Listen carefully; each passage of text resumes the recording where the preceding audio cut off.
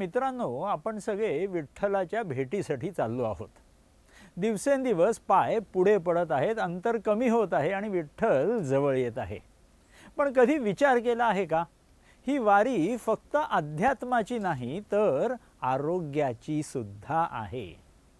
कारण रोज चालण्याची सवय ही हृदयासाठी, रक्त अभिसरणासाठी आणि शरीराच्या कार्यक्षमतेसाठी अत्यंत महत्त्वाची मानली जाते।